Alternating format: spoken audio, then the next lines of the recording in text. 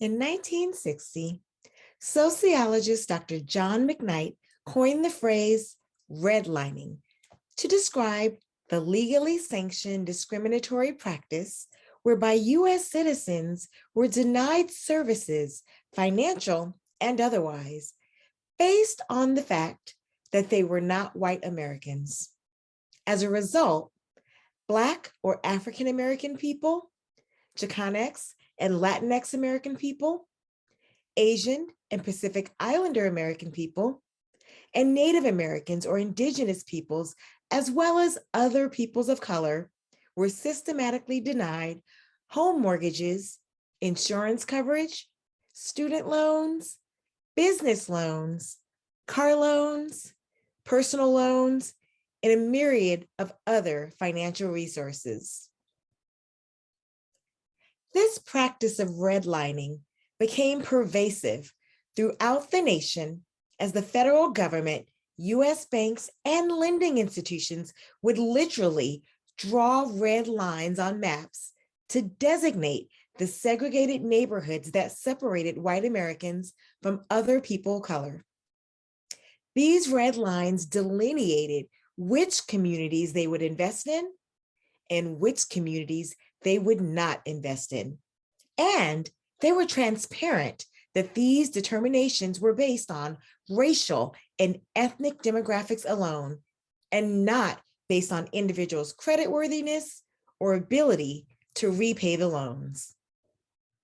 The featured 4.5-minute excerpt from Race, the Power of an Illusion, Episode 3, The House We Live In, contains a retrospective interview with Bernice and Eugene BernNadette of Long Island, New York, where they recount how they, like the almost 1 million other Black GIs who returned home to the United States after having served in the military, risking their lives for our country, only to be denied the opportunity to use the federally funded GI Bills that they'd earned and that they were promised from our country.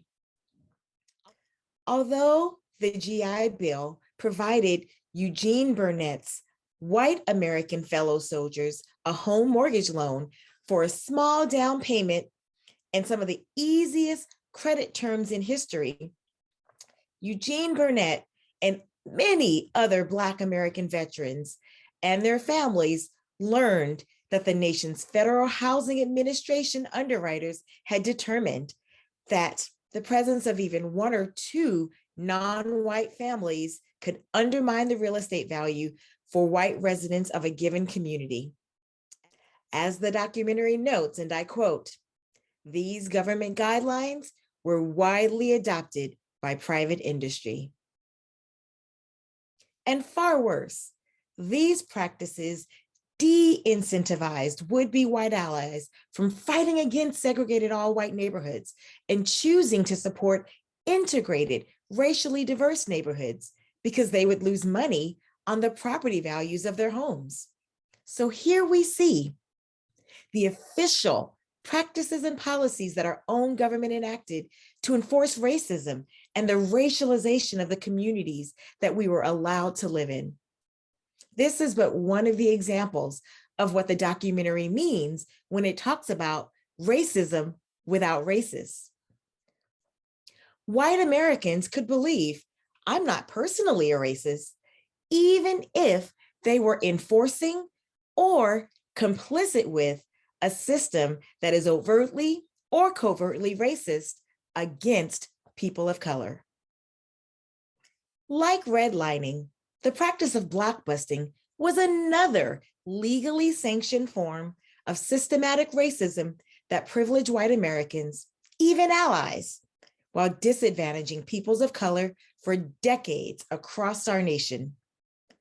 As discussed in the documentary, blockbusting is a business process whereby real estate agents and building developers convinced white American property owners to sell their homes quickly and therefore at reduced prices to avoid living in neighborhoods that people of color had begun to integrate.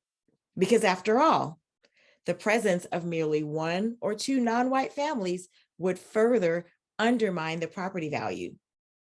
In the documentary, we heard from a white American homeowner who described the resentment stemming from the financial loss that the white Americans encumbered as a result of selling their properties quickly and at a loss. During the 25-year period between 1949 and 1974, the US government initiated the process of urban renewal through a Department of Housing and Urban Development grant and loan program. While on the surface, urban renewal promised to rejuvenate neighborhoods and cities throughout the nation through the modernization and amelioration of aging infrastructure, in actuality, it facilitated the legally sanctioned process of destruction of communities of color and their culturally significant buildings and spaces. And it dismantled the ethnic neighborhoods through forced relocation of private residences and businesses owned by people of color. For example, under the guise of urban renewal, homes, businesses, and public spaces in ethnic communities were declared eminent domain, forcing these residents to sell their properties to the municipality, often at a loss, in order for freeways to be erected through what was once their own neighborhoods. So, how have these legally sanctioned racist policies impacted the financial prosperity of white Americans and disadvantaged Black Americans, Chicanx and Latinx Americans, Asian and Pacific Islander Americans, Native Americans and Indigenous peoples, and other non-white citizens of this nation? Profoundly. For example, in the 1980s, investigative reporter William Dedman won the coveted Pulitzer Prize after authoring a series of articles that detailed how US banks had a practice of lending money to lower income white Americans while routinely denying loans to middle income and upper income Black Americans. Similarly, between 1934 and 1962, the federal government underwrote $120 billion in new housing, while less than 2% went to non-whites. Keep in mind, as the documentary points out, the most common way that Americans have built personal wealth is through home ownership. For most Americans, the equity that they acquire in their homes becomes their personal bank accounts, from which they draw upon to finance the educations and weddings of their children, to purchase vehicles, to finance vacations, etc. In the coming days, I look forward to perusing the written responses that all of you will be submitting in response to question 2, as we prepare for the upcoming Module 3, Part 3 community conversation of the Towards Transformative Praxis Professional Development Series. Thank you.